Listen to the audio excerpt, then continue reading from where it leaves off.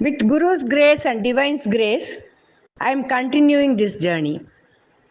And in my earlier recordings, I had talked about various types of Mahans. A few Mahans had spiritual inclination right at the time of birth. There were some who turned to spiritual life because of Bhagwan's interference or Guru's interference.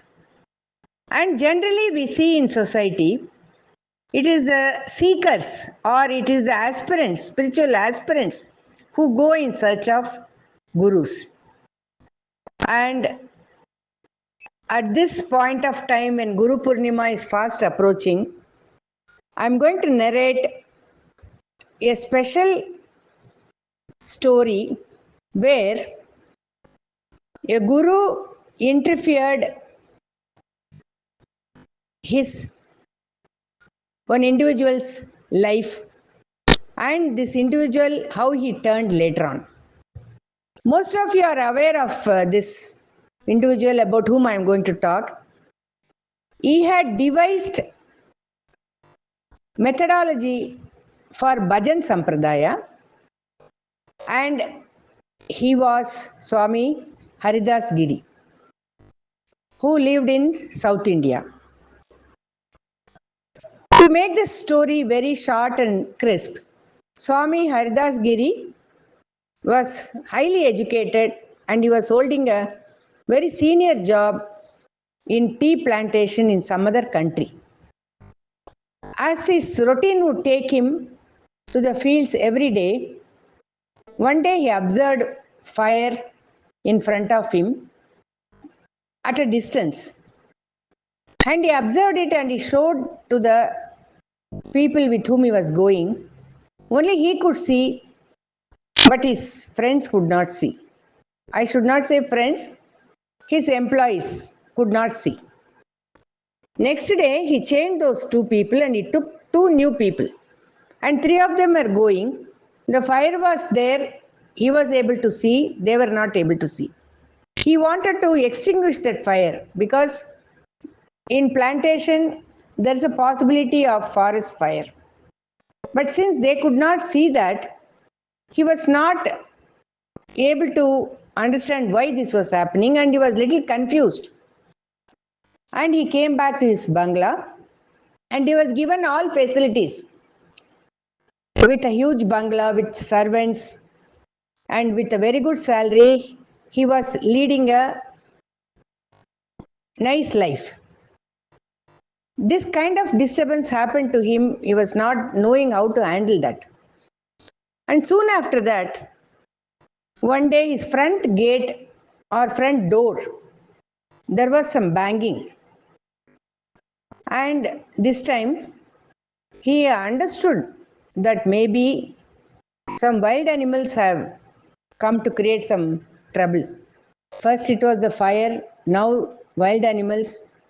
So he took a rifle and he opened the door and he went outside. The fire which was very far away once, now it is just a few meters away. And he was not knowing how to handle this situation and he was yelling. From the fire, one human being appeared. He spoke 3 sentences to him. He says, you have come for a different work. Go back. With that, he disappeared and Haridas Giri came to his room.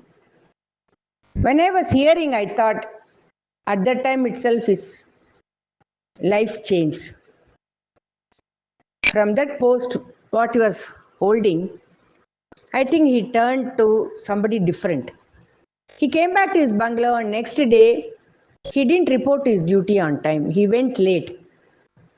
And his manager saw this confused Haridas Swami. Then he tells him, sir, you go back to your country. You need some break. Then Haridas Giri takes quick decision to fly back to India and then he goes to Madras where his father was. Father was leaving for some place, but son said, I'll also travel with you. So both of them traveled. They were going to meet some Swami in Tirkovilur. That place is called Tapovan, and there Swami Jnananandagiri used to live. Both Jnananandagiri Swami and Haridas Giri Swami have lived in the recent past only, and there are many people who are alive today who must have taken darshan of them. The moment father and son entered the ashram, when Haridas Giri saw Jnananandagiri Swami, he was speechless. He was shocked because he was the one who came to him when he was in a foreign country.